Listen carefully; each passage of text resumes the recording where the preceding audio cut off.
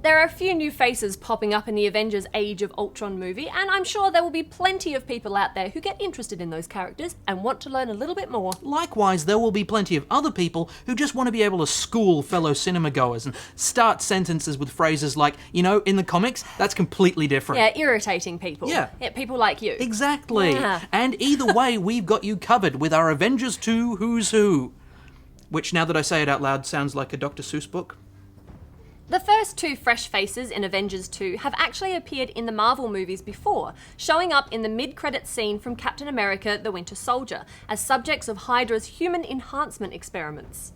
And yes, you've guessed it, in the comics, that's completely different. And because in the comics, the twins, aka Pietro and Wanda Maximoff, aka Quicksilver and Scarlet Witch, are actually mutants. Indeed. They first appeared in X-Men number 4 as members of Magneto's Brotherhood of Evil Mutants, although it wasn't long before they jumped the fence to become fully accredited members of the Avengers.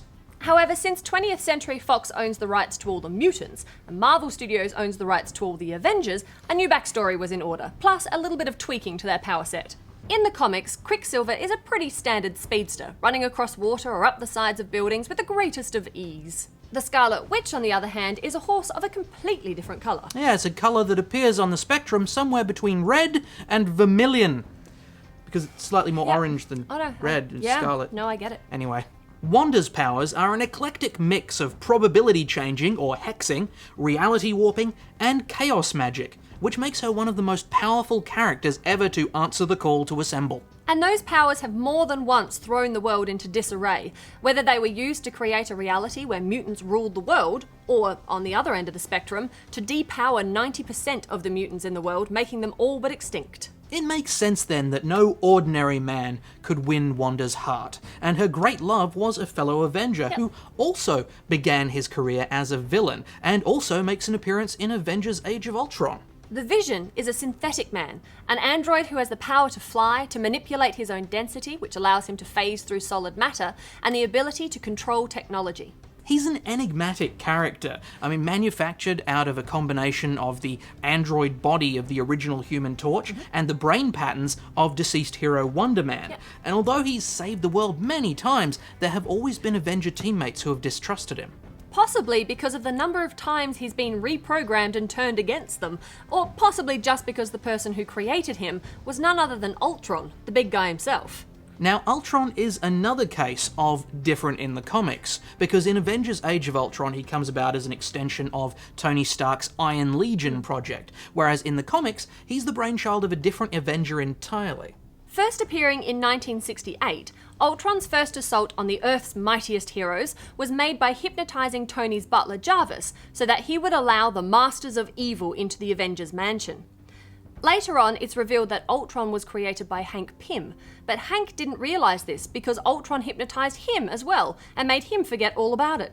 Hank Pym, aka Ant-Man, aka Giant Man, aka Goliath, aka Yellow Jacket, based Ultron's mind on his own brain patterns. Which may have been his biggest mistake. Come on, the guy can't even decide on a superhero name. And sure enough, his creation goes on to develop a massive Oedipal complex and decide to murder Daddy.